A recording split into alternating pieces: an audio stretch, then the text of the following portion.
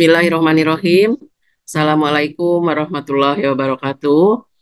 Baik, ibu-ibu, teman-teman, bapak-bapak semua yang saya hormati, yang saya banggakan.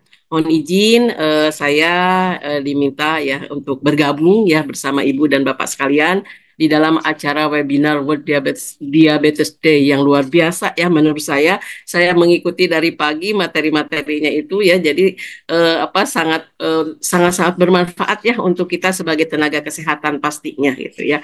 Baik, jadi saya dikasih kita bersama-sama akan sharing ya sih sebetulnya sharing tentang diabetes dalam kehamilan dan persalinan. Pada dasarnya ibu-ibu dan bapak-bapak sekalian bahwa kalau kita bicara diabetes tadi sudah disampaikan oleh beberapa pemateri sebetulnya gejala atau dampaknya itu sama saja ya seperti tadi yang disampaikan bagaimana proses terjadinya diabetes dan lain sebagainya.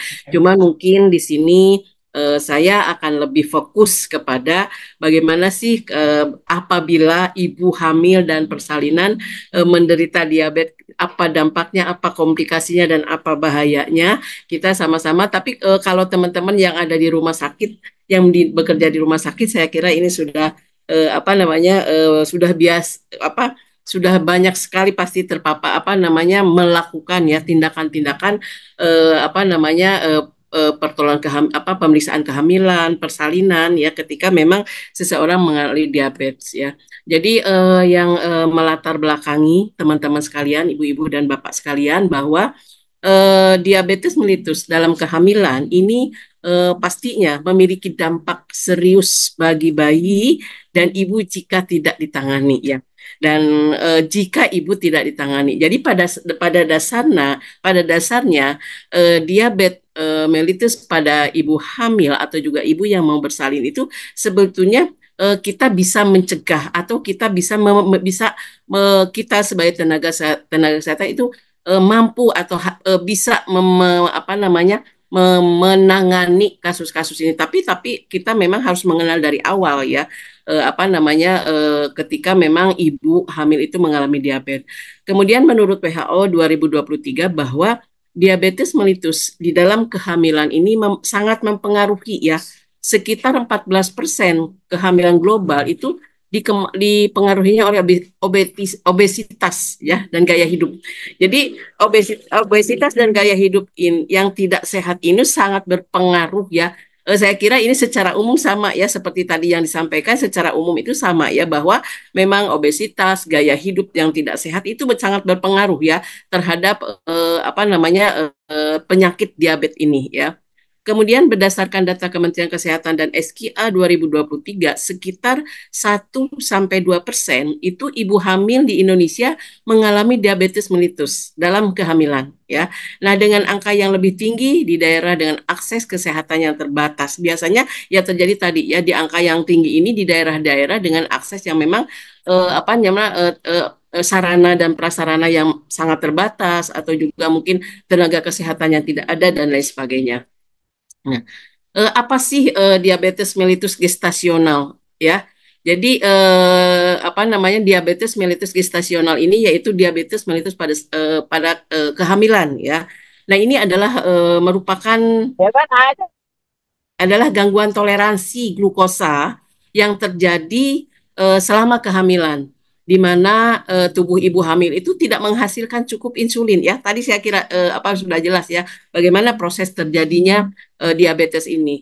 Insulin ini berfungsi untuk mengatur kadar gula darah dan kekurangannya dapat menyebabkan kadar gula darah meningkat. Meskipun kondisi ini biasanya bersifat sementara ya. Jadi diabetes mellitus gestasional atau kita kenal dengan DMG ini itu dapat meningkatkan resiko komplikasi baik untuk ibu maupun bayi seperti misalkan preeklamsi dan makrosomia ya. Preeklamsi teman-teman ibu-ibu semua sangat mengenal ya bahwa penyebab kematian ibu itu salah satunya adalah eklamsi ya, kemudian perdarahan dan lain sebagainya. Nah, ini diabetes mellitus gestasional ini resiko komplikasinya itu ya tadi yaitu preeklamsi ya, dan resiko itu bisa terjadi bukan hanya pada ibu tapi juga pada bayi, di mana makrosomia ini adalah bayinya biasanya besar gitu seperti itu ya. Jadi sehingga memang kalau teman-teman kami para bidan itu kalau di awal sudah menemukan ibu dengan dengan diabetes ya, itu biasanya kami pasti yang pertama kami lakukan adalah kolaborasi dan melakukan rujukan ya. Nah, kemudian diabetes mellitus gestasional ini terjadi pada ibu hamil yang sebelumnya tidak memiliki riwayat diabetes ya. Nah, DMG muncul selama kehamilan karena tubuh tubuh ibu tidak cukup menghasilkan insulin ya. Ya, jadi DMG ini biasanya bisa terjadi gitu ya. Bisa terjadi pada ibu hamil yang sebelumnya memang dia tidak mempunyai riwayat penyakit diabetes gitu. Ya, itu muncul diabetesnya ini itu selama kehamilan. Karena apa?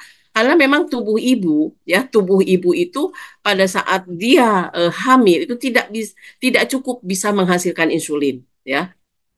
Kemudian prediabetes mellitus gestasional atau kita kenal dengan PDMG. Ini terjadi pada ibu hamil yang memiliki riwayat diabetes mellitus sebelumnya, baik tipe 1 ataupun tipe 2 sebelum kehamilan. Tadi ya, tipe 1 sudah diabetes tipe 1 seperti apa, tipe 2 seperti apa, saya kira teman-teman tadi sudah jelas sekali ya dari Dokter Nike dan juga dari pembicara selanjutnya. Nah, untuk diabetes mellitus gestasional ini, teman-teman sekalian, itu biasanya adanya gangguan ya, gangguan toleransi karbohidrat yang mengakibatkan kadar gula darahnya meningkat. Dan ini diketahui pertama kali pada saat hamil gitu. Selama selama waktu dia tidak hamil sebetulnya dia tidak mempunyai kadar gula yang tinggi gitu dan normal saja gitu. Tadi disampaikan bahwa memang pada saat hamil tiba-tiba ada perubahan gitu ya. Kemudian frekuensi diabetes pada kehamilan maupun DMG yang tidak terdiagnosis itu banyak sekali sebetulnya ya, yaitu 10-25%. Nah, inilah mungkin panitia ya menyelenggarakan di dalam hari diabetes ini ya menyelenggarakan materi-materi yang cukup luar biasa ya, sangat sangat dibutuhkan oleh kami ya, kami dari mungkin dari tenaga kesehatan, khususnya kalau kami dari kebidanan itu ya, teman-teman bidan itu memang sangat sangat sangat membutuhkan ya materi yang luar biasa ini. Kemudian bisa meningkatkan angka kesakitan dan kematian baik ibu maupun bayi. Nah, meningkatkan angka kesakitan dan kematian ibu maupun bayi Pak dengan diabetes mellitus ini itu sebetulnya bisa dihindari gitu.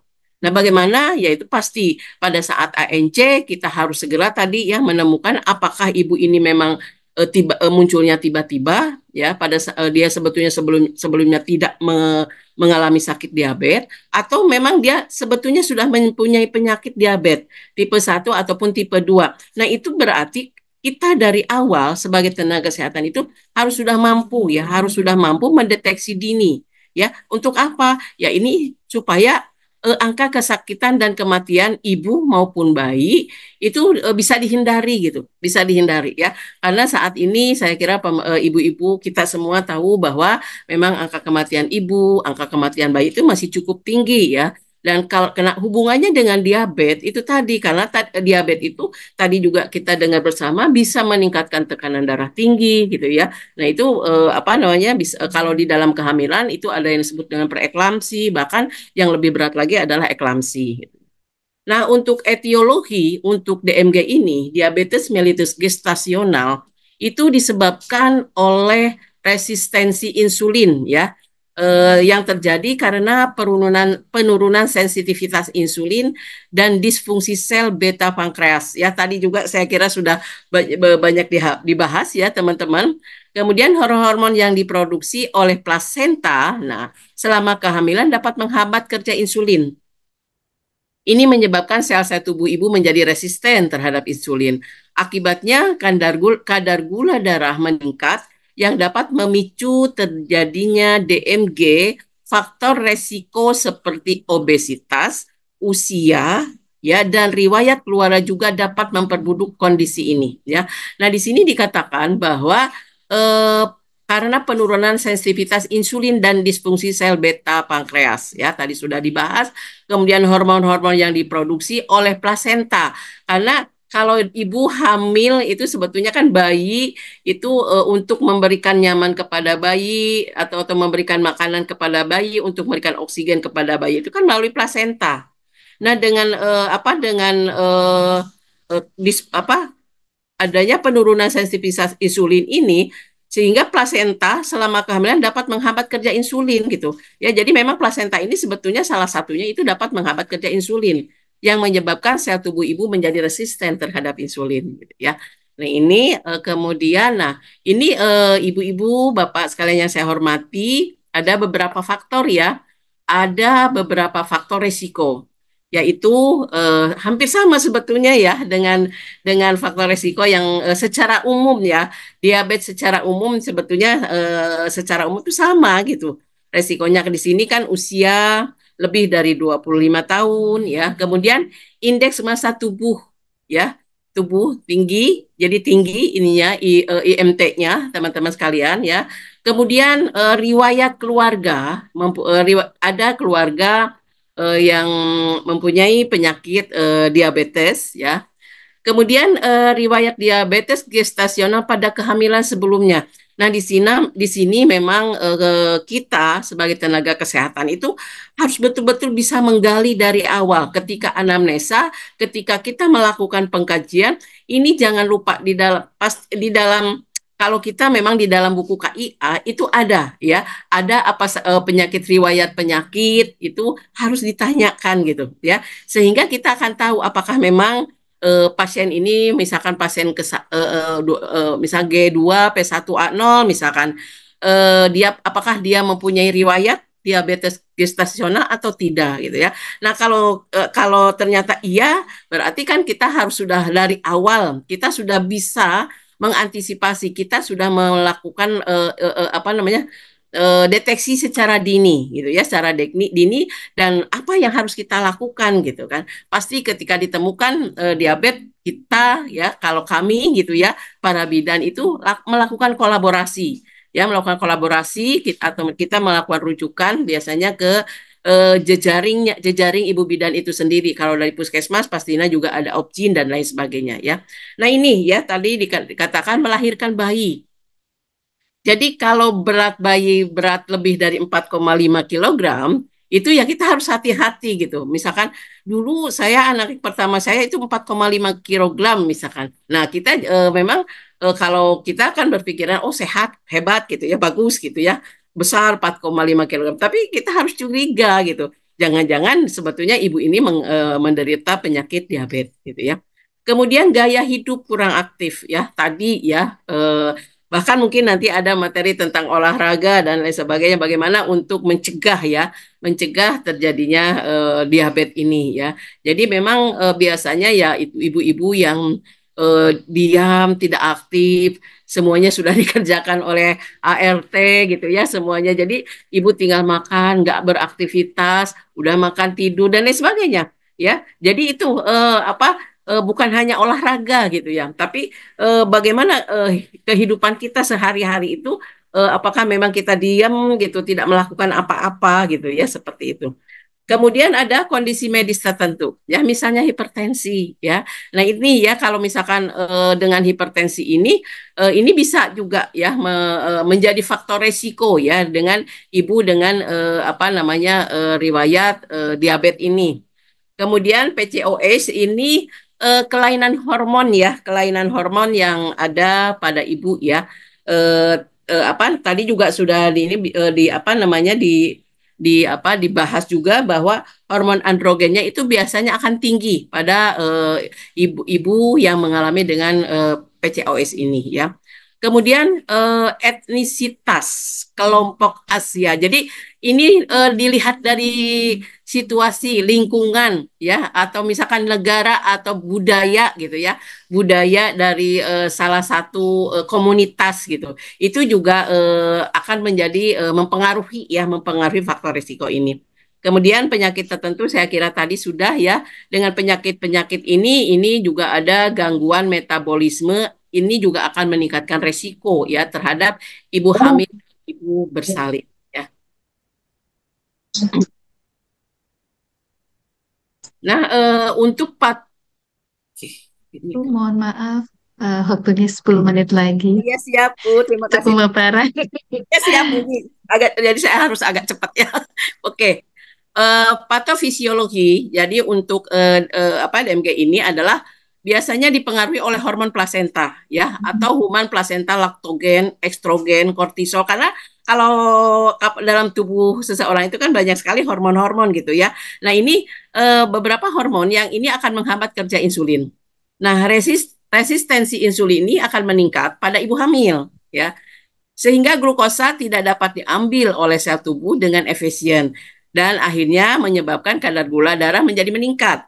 Nah, penurunan fungsi sel beta pankreas itu akan memproduksi insulin berkurang, ya, dan akhirnya akan terjadi intoleransi glukosa semakin parah. Inilah memang di awalnya memang dari hormon-hormon plasenta ya kita tahu pasti kalau ibu hamil itu untuk tadi ya untuk memberikan makanan, oksigen kepada bayi itu adalah melalui plasenta. Nah, di dalam plasenta itu ada beberapa hormon ya, yaitu laktogen, estrogen dan kortisol gitu ya.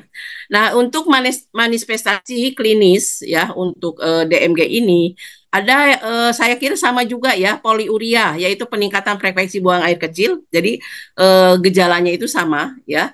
Kemudian polidipsia, rasa haus yang berlebihan akibat dehidrasi. Kemudian polifagia, peningkatan rasa lapar meskipun sudah makan cukup karena tubuh tidak dapat menggunakan metabolisme menggunakan glukosa secara efisien. Kemudian kelelahan akibat gangguan metabolisme energi, infeksi ya. Tadi juga infeksi wanita hamil dengan DJ itu lebih rentan terhadap infeksi. Jangankan dengan kalau ibu hamil itu jangankan dengan diabetes. Misalkan tidak dalam kondisi diabetes pun memang wanita hamil itu sangat sangat riskan ya dengan infeksi ini ya. Jadi memang lebih rentan terhadap infeksi apalagi dengan ibu punya riwayat dengan diabetes ya seperti tadi disampaikan bahwa pada saat ibu tidak hamil pun ya secara umum itu infeksi adalah salah satu ya salah satu dari manifestasi klinisnya. Kemudian penglihatan kabur ini diakibatkan karena gula darah yang sangat tinggi dapat mempengaruhi penglihatan ya. Kemudian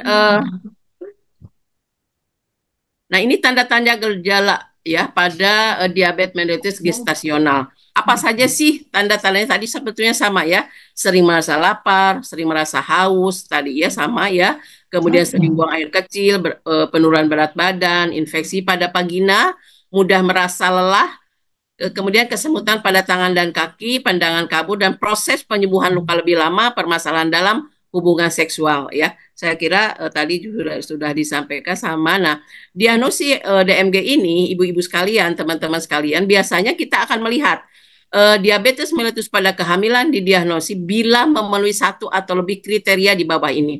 Jadi ada tes gula darah puasa, ada tes gula darah 2 jam pasca pembebanan 75 gram glukosa berarti 2 jam setelah puasa, kemudian glukosa darah sewaktu dengan gejala yang khas. Jadi kalau misalkan dari 3 tes ini kadar glukosanya misalkan salah satu aja, misalkan kadar glukosanya lebih dari 11 ya. Kemudian kadar menurut ukuran miligram ya ini 200. Nah, ini berarti ibu itu memang mengalami diabetes mellitus gestasional ya. Nah, pemeriksaan penunjang untuk pengukuran kadar gula darah pada diabetes gestasional dalam 1 mg per desiliter ya. Gula darah puasa normalnya kan sama ya, tadi kurang dari 92 gram, kalau lebih biasanya mengindikasi gangguan toleransi glukosa. Gula darah 2 jam. Jadi pada intinya teman-teman sekalian bahwa untuk pemeriksaan penunjang di dalam untuk mengukur kadar gula darah pada ibu hamil dan secara umum itu sebetulnya sama ya. Jadi pemeriksaan gula darah puasa, gula darah jam setelah puasa, kemudian gula darah sewaktu. Nah, ini komplikasi ibu-ibu sekalian ya. Jadi ketika ibu mengalami diabetes mellitus gestasional, kita harus mengenal komplikasi. Komplikasi ini ada komplikasi pada ibu, ada komplikasi pada bayi. Nah, Pak, komplikasi pada ibu yaitu preeklamsi, ya, preeklamsi. Nah, inilah yang akhirnya akan memperberat ibu. Kondisinya akan memperberat ibu, dan kita tahu semua tadi ya, angka kematian ibu itu lebih banyak karena penyebabnya adalah preeklamsi, sehingga memang DMG ini menjadi suatu yang memang betul-betul kita harus memahami betul dalam kondisi bayi, dan betul-betul harus mengkaji ya, mengkaji secara benar. Kemudian infeksi saluran kemih ya, kita kenal dengan ISK ya, sehingga memang di sini apa yang harus kita lakukan infeksi saluran kemih ini, bagaimana kita memberikan edukasi ya untuk jaga kebersihan gitu ya. Kemudian persalinan prematur ya. Jadi prematur ini berarti dia akan lahir sebelum usia kehamilannya ya. Kemudian polihidramnion. Polihidramnion ini yaitu cairan ketuban yang terlalu banyak ya. Cairan ketuban yang terlalu banyak itu kenapa terjadi polihidramnion ini, yaitu dari diabetes, karena diabetesnya ini gitu. Karena diabetesnya ini sehingga bisa terjadi polihidramnion ya. Bagaimana sih cara mengidentifikasi apakah itu ketubannya normal atau tidak? Ini pastinya harus melalui USG ya, tidak bisa dilihat begitu aja. Biasanya kalau kami ya itu kita konsultasi dulu ya, ini kenapa kok tinggi pundus uterinya cukup tinggi, tidak sesuai dengan ibu usia kehamilan misalkan seperti itu ya. Kemudian biasanya kalau misalkan tidak terkontrol, tidak terkendali, untuk DMG ini biasanya akan persalinan melalui operasi sesar ya. Tapi bukan berarti harus operasi sesar, bisa juga persalinan normal. Tapi kembali lagi apakah memang DMG-nya ini terkendali atau tidak, gulanya ini. Makanya itu harus diketahui dari awal ya. Kemudian resiko biasanya mempunyai risiko nantinya adalah diabetes tipe 2 di masa yang akan datang ya. Nah, kemudian komplikasi pada bayi, yaitu makrosomania, bayi besar ya, tadi sudah kita ini bahas. Kemudian hipoglikemi neonatal, yaitu gula darahnya rendah akibat dari tinggi gitu ya. Kemudian gangguan pernapasan, biasanya pada bayi.